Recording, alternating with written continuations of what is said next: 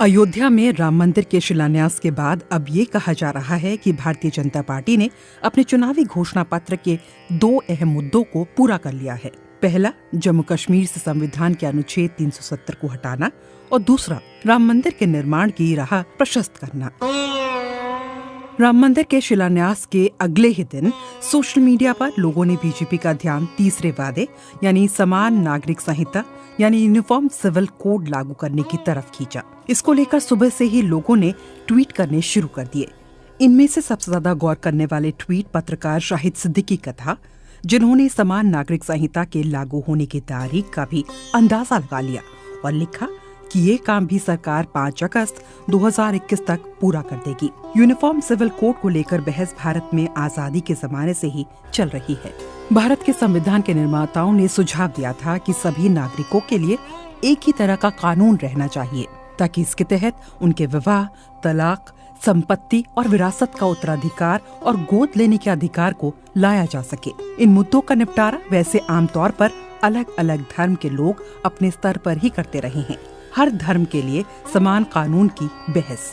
इस पेशकश को directive principle of state policy यानी राज्य की नीति के निर्देशक तत्वों में रखा गया। फिर भी संविधान निर्माताओं को लगा था कि देश समान नागरिकता संहिता बनाने का प्रयास किया जाना चाहिए। कानून के जानकार कहते हैं, भारत में समाज की विविधता को देखकर अंग्रेज शासक भी हैरान थे।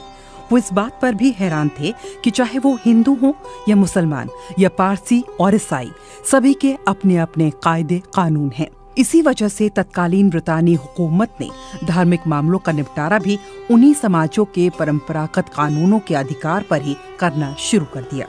जानकार कहते हैं कि इस दौरान राजा राम मोहन रॉय से लेकर कई समाज सेवियों ने हिंदू समाज के अंदर बदलाव लाने का काम किया, जिसमें सती प्रथा और बाल विवाह जैसे प्रावधानों को खत्म करने की मुहिम चलाई गई। आजादी के बाद भारत में बनी पहली सरकार हिंदू कोड बिल लेकर आई, जिसका उद्देश्य बताया गया कि ये हिंदू समाज के महिलाओं को उन पर लगी बेड़ियों से मुक्ति दिलाने का काम करेगा।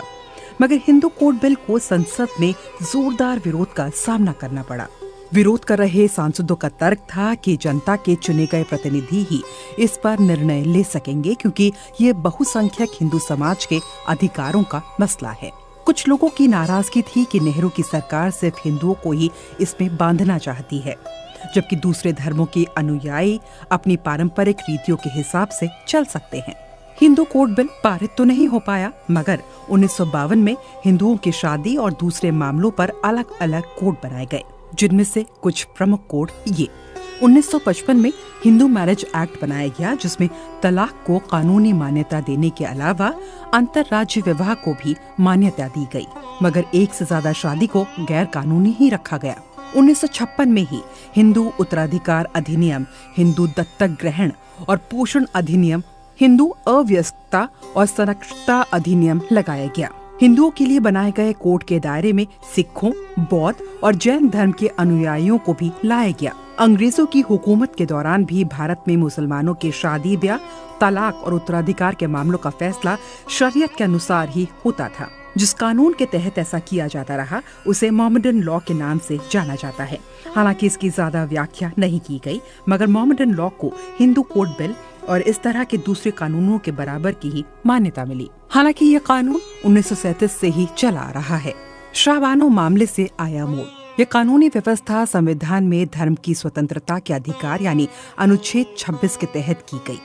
इसके तहत सभी धार्मिक संप्रदायों और पंथों को सार्वजनिक व्यवस्था और नैतिकता के मामलों का स्वयं प्रबंधन करने की आजादी मिली। इसमें मोड़ तब आया जब वर्ष 1985 में मध्य प्रदेश की रहने वाली शाह बानो को पति ने तलाक दे दिया और उन्होंने सुप्रीम कोर्ट का दरवाजा खटखटाया।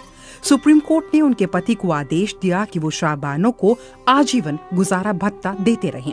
शाह बानो के मामले पर जमकर हंगामा हुआ और तत्कालीन प्रधानमंत्री राजीव गांधी के नेतृत्व में केंद्र सरकार ने संसद में Muslim women protection of rights of divorces act पास कराया, जिसने सुप्रीम कोर्ट के शाह बानो के मामले में दिए गए फैसले को निरस्त कर दिया और निर्वाह भत्ते को आजीवन न रखते हुए तलाक के बाद के 90 दिन तक सीमित रख दिया गया। इसी के साथ ही सिविल मैरिज एक्ट भी आया, जो देश के सभी लोगों पर लागू होता है। इस कानून के तहत मुसलमान भी कोर्ट में शादी कर सकते हैं। एक से अधिक विवाह को इस कानून के तहत अवैध करार दिया गया। इस एक्ट के तहत शादी करने वालों को भारत उत्तराधिकार अधिनियम के दायरे में लाया गया और तलाक की सूरत में गुजारा भत्ता भी सभी समुदायों के लिए एक समान रखने का प्रावधान किया गया।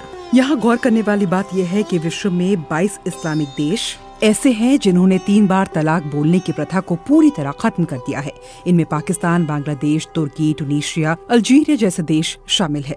पाकिस्तान 3 तलाक की प्रथा में बदलाव लाने की प्रक्रिया 1955 की एक घटना के बाद शुरू हुई, जब वहां के तत्कालीन प्रधानमंत्री मोहम्मद अली बोगरा ने पत्नी के रहते हुए अपनी निजी सचिव से शादी की थी। इस शादी का पाकिस्तान में जमकर विरोध हुआ था, जिसके बाद पाकिस्तान की सरकार ने 7 सदस्यों वाली एक आयोग का गठन किया था। अब जो प्रावधान पाकिस्तान में बनाए गए हैं, उनके तहत पहली बार तलाक बोलने के बाद व्यक्ति को यूनियन काउंसिल के अध्यक्ष को नोटिस देना अनिवार्य है, जिसकी एक प्रति पत्नी को भी देना उस पर अनिवार्य किया गया है। इस नियम के उल्लंघन पर पाकिस्तान जैसे इस्लामिक देश में 1 साल की सजा और 5,000 रुपए के आर्थिक दंड का प्रावधान किया गया है। भारत में काफी बहस और विवाद के बाद आखिरकार 3 बार तलाक बोलने के खिलाफ कानून बनाने में कामयाबी हासिल की गई। केंद्र सरकार में अल्पसंख्यक मामलों के राज्य मंत्री मुख्तार अब्बास नकवी का दावा है कि नए कानून का लाभ हजारों मुसलमान समाज की महिलाओं को मिला है। उनका कहना था कि कानून की वजह से ही तलाक के मामलों में भी काफी कमी आई है। वर्ष 2016 में भारत के विधि आयोग ने यूनिफॉर्म सिविल कोड यानी समान नागरिक संहिता को लेकर आम लोगों की राय मांगी थी। इसके लिए आयोग ने प्रश्नावली भी जारी की, जिसे सभी समाचार पत्रों में प्रकाशित किया गया था। इसमें कुल मिलाकर 16 बिंदुओं पर लोगों से राय मांगी गई थी। हालांकि पूरा फोकस इस बात पर था कि क्या देश के सभी नागरिकों के लिए एक समान संहिता होनी चाहिए। प्रश्नावली में विवाह, तलाक, गोद लेना, गार्डियनशिप, गुजारा भत्ता, उत्तराधिकार और विरासत से जुड़े मसले पूछे गए थे। आयोग ने इस बारे में भी राय मांगी है कि क्या ऐसी संहिता बनाई जाए जिससे अधिकार समान तो मिले, साथ ही साथ देश की विविधता भी बनी रहे। लोगों से ये भी पूछा जा रहा है कि क्या समान नागरिक संहिता ऑप्शनल यानी वैकल्पिक होना चाहिए। लोगों की राय पॉलीगैमी यानी बहुपत्नी प्रथा, पॉलीएंड्री, बहुपति प्रथा, गुजरात में प्रचलित मैत्री करार सहित समाज की कुछ ऐसी प्रथाओं के बारे में भी मांगी गई थी जो अन्य समुदायों और जातियों में प्रचलित है। इन प्रथाओं को कानूनी मान्यता तो नहीं है, मगर समाज में इन्हें कहीं कहीं पर स्वीकृति मिलती रही है। देश के कई प्रांत हैं जहां आज भी इनमें से कुछ मान्यताओं का प्रचलन जारी है। गुजरात में मैत्री करार एकमात्र ऐसा प्रचलन है जिसकी कानूनी मान्यता है, क्योंकि यह करार मजिस्ट्रेट के हस्ताक्षर से ही अनुमोदित होता है। विधि आयोग ने पूछा था कि क्या ऐसी मान्यताओं को पूरी तरह समाप्त कर देना चाहिए या फिर इन्हें कानून के जरिए नियंत्रित करना चाहिए। आयोग ने लोगों से मिले सुझाव की बिना पर सरकार को अपनी रिपोर्ट सौंप दी, मगर अभी तक पता नहीं चल पाया है कि इस रिपोर्ट का आखिर हुआ क्या। वैसे जानकारों को लगता है कि जिस तरह सरकार ने ट्रिपल तलाक पर कानून बनाया है, उसी तरह समान नागरिक संहिता पर भी कोई कानून भी आ सकता है। एक नजर डालते हैं समाज में चल रही कुछ प्रथाओं पर। पॉलीगैमी। वर्ष 1860 में भारतीय दंड विधान की धारा 494 और 495 के तहत ईसाइयों में पॉलीगैमी को प्रतिबंधित किया गया था और 1955 में हिंदू मैरिज एक्ट में उन हिंदुओं के लिए दूसरी शादी को गैर कानूनी करार दिया गया जिनकी पत्नी जीवित हो। 1956 में इस कानून को गोवा के हिंदुओं के अलावा सब पर लागू कर दिया गया। मुसलमानों को 4 शादियां करने की छूट दी गई क्योंकि उनके लिए मुस्लिम पर्सनल लॉ था, लेकिन हिंदुओं में भी पॉलीगैमी का चलन काफी चिंता का विषय रहा। सिविल मैरिज एक्ट के तहत की गई शादियों में भी समुदाय के लोगों के लिए पॉलीगैमी गैर कानूनी है। पॉलीएंड्री। बहुपति प्रथा। बहुपति प्रथा का चलन वैसे तो पूरी तरह से खत्म हो चुका है, फिर भी कुछ सुदूर इलाके ऐसे हैं जहां से कभी कभी इसके प्रचलन की खबरें आती रहती हैं। इस प्रथा का प्रचलन ज्यादातर हिमाचल प्रदेश के किन्नौर में ही हुआ करता था, जो तिब्बत के पास भारत चीन सीमा के आसपास का इलाका है। कई लोगों का मानना है कि महाभारत के मुताबिक इसी इलाके में पांडवों का पंडाव था, इसलिए कहा जाता है कि बहुपति प्रथा का चलन यहाँ रहा। इसके अलावा इस प्रथा को दक्षिण भारत में मलाबार के इजहावस, केरल के त्रावणकोर के नायरों और नीलगिरी के टोडास जनजाति में भी देखा गया है। विधि आयोग की प्रश्नावली में पॉलीएंड्री प्रथा के बारे में भी सुझाव मांगे गए थे। मुत्तह निकाह। इसका प्रचलन ज्यादातर ईरान में रहा है, जहां मुसलमानों के शिया पंथ के लोग रहते हैं। ये मर्द और औरत के बीच एक तरह का अल्पकालिक समझौता है जिसकी अवधि 2 या 3 महीनों की होती है। अब ईरान में भी यह खत्म होने की कगार पर है। भारत में शिया समुदाय में इसका प्रचलन नहीं के बराबर है। चीना विडू यानी छोटा घर का संबंध मूल रूप से दूसरे विवाह से जुड़ा हुआ है। इसे कभी तमिलनाडु के समाज में मान्यता मिली हुई थी। यहाँ तक कि एक बड़े राजनेता ने भी एक पत्नी के रहते हुए दूसरा विवाह किया था। हालांकि तमिलनाडु में इस प्रथा को बड़ी सामाजिक बुराई के तौर पर देखा जाने लगा और अब ये पूरी तरह से खत्म होने के कगार पर है। मैत्री करार, ये प्रथा गुजरात की रही है, जिसे स्थानीय स्तर पर कानूनी मान्यता भी मिली हुई है, क्योंकि इस लिखित करार का अनुमोदन मजिस्ट्रेट ही करता है। इसमें पुरुष हमेशा शादीशुदा ही होता है। यही कारण है कि ये आज भी जारी है। मैत्री करार यानी 2 वयस्कों के बीच एक तरह का समझौता, जिसे मजिस्ट्रेट की मौजूदगी में लिखित तौर पर तय किया जाता है। ये मर्द और औरत के बीच एक तरह का लिव इन रिलेशनशिप है, इसलिए इसे मैत्री करार कहा जाता है।